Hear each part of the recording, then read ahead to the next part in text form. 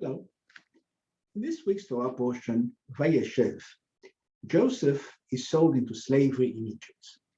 He is bought by Potiphar, who puts him in charge of his household.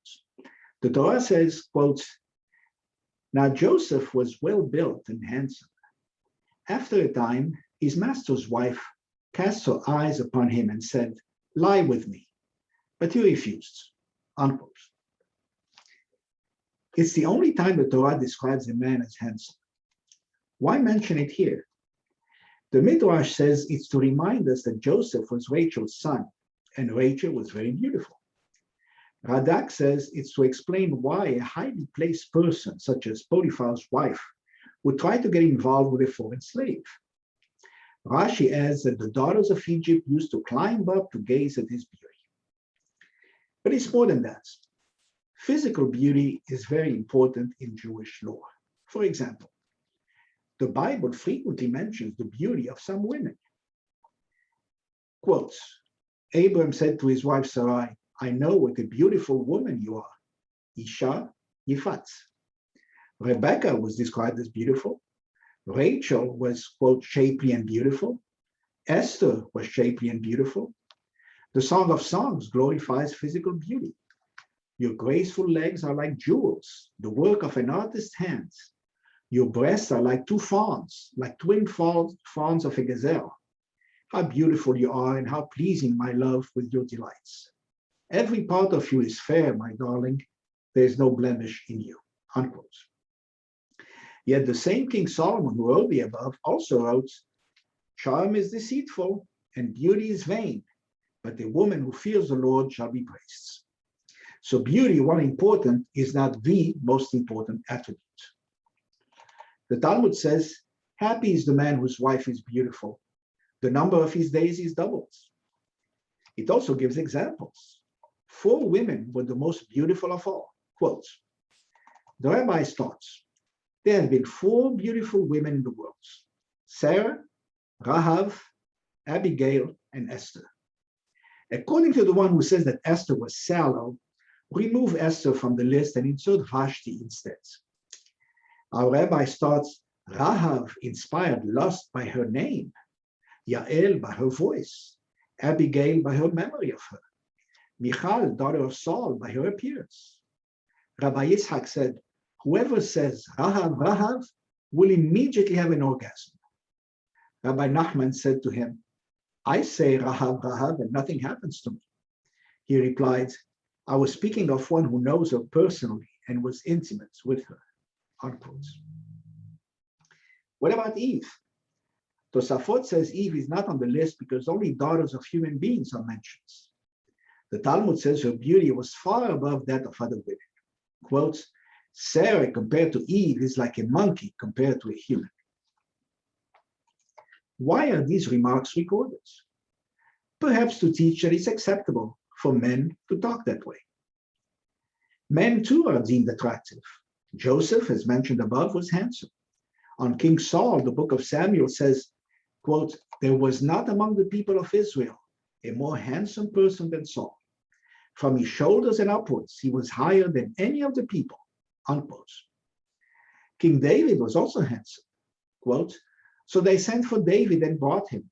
He was ruddy-cheeked, bright-eyed, and handsome. And the Lord said, 'Rise and anoint him, for he is the one who shall be king.'" Unquote. The rabbis of the Talmud compare their own relative beauty. Quote, Rabbi Yochanan said, "I'm the only one remaining of Jerusalem's men of outstanding beauty." But that is not so, for did the master not say, "Rabbi Kahana's beauty is a reflection of Rabbi Abahu's beauty? Rabbi Abahu's beauty is a reflection of our forefathers Jacob's beauty? And our forefathers Jacob's beauty was a reflection of Adam's beauty, whereas Rabbi Yochanan is omitted."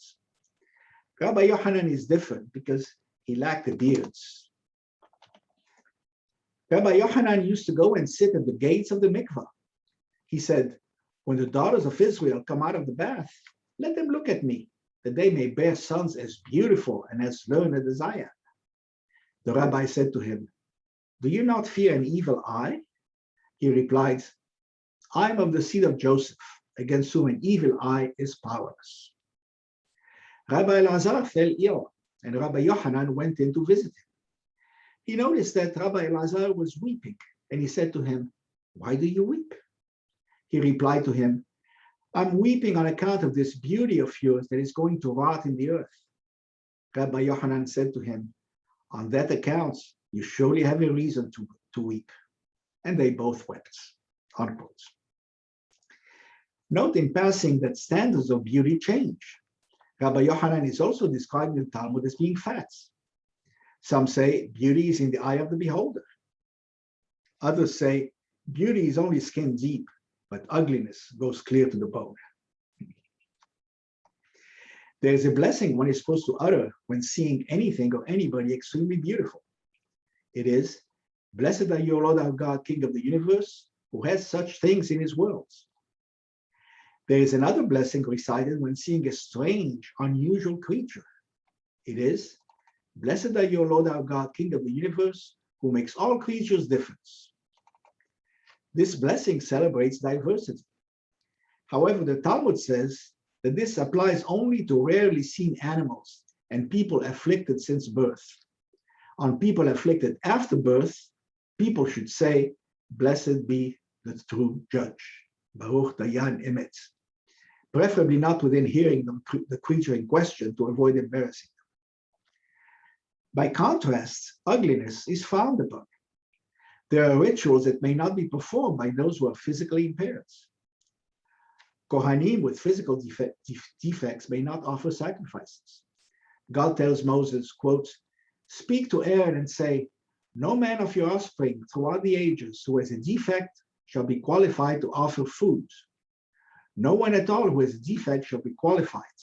No man who is blind or lame or has a limb too short or too long, who has a broken leg or a broken arm, or is a hunchback or a dwarf, or who has a growth in his eye, or who has a boil scar or scurvy or crushed testes.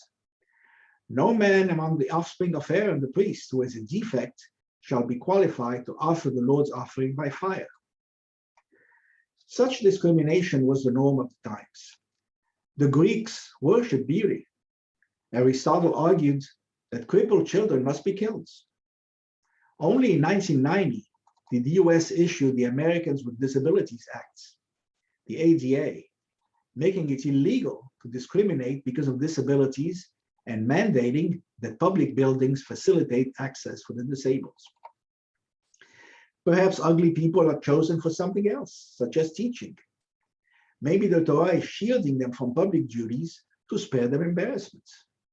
Also note that non-Kohanim can't offer sacrifices either because of their birth. The Torah enjoins us not to degrade people with disabilities. Quote, "You will not curse the deaf or place a stumbling block before the blind," unquote. If true for the deaf, who can't even hear the curse, how much more so for the disabled who can hear it? The Talmud echoes this teaching in the following story.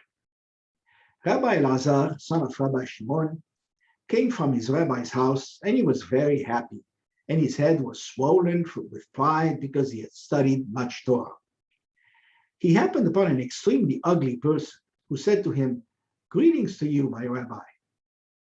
But Rabbi Elazar did not return his greeting.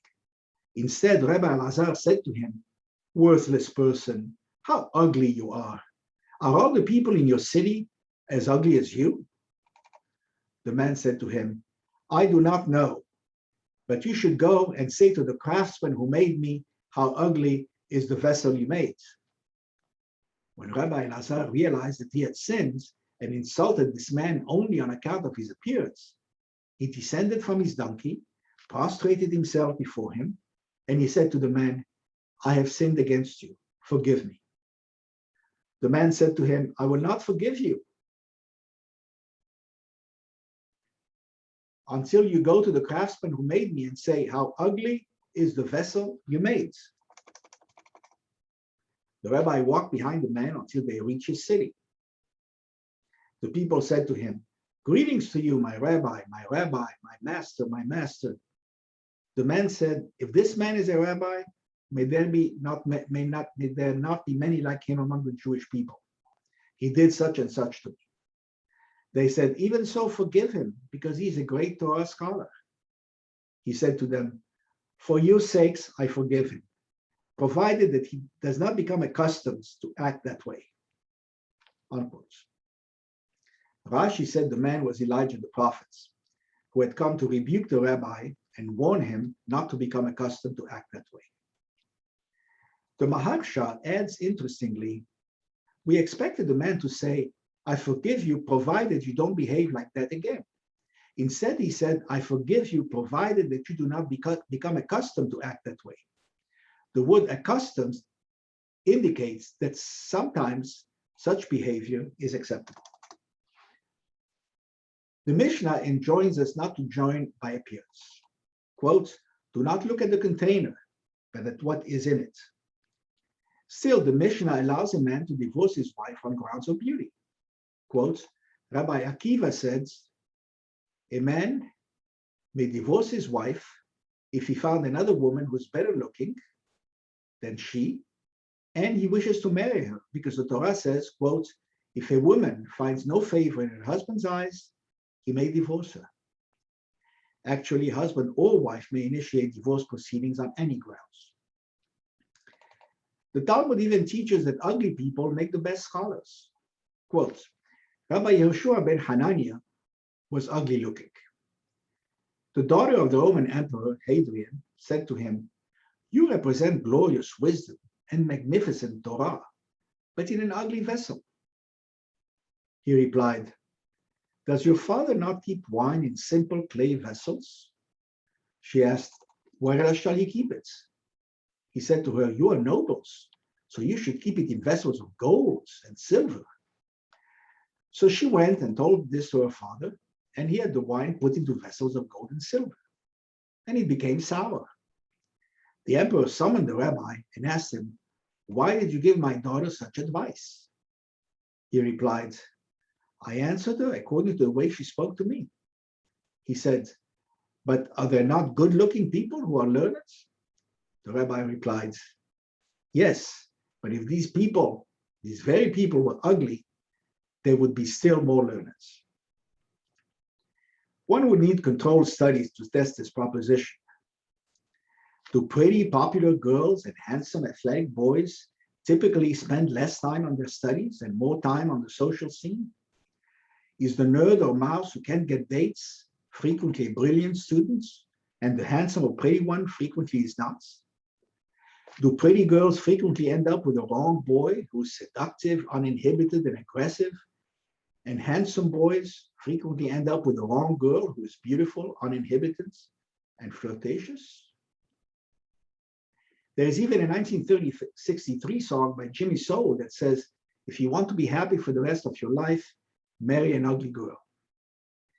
At any rate, our tradition says that while beauty is far from being the most important attribute of a person, it is important. Shabbat Shalom.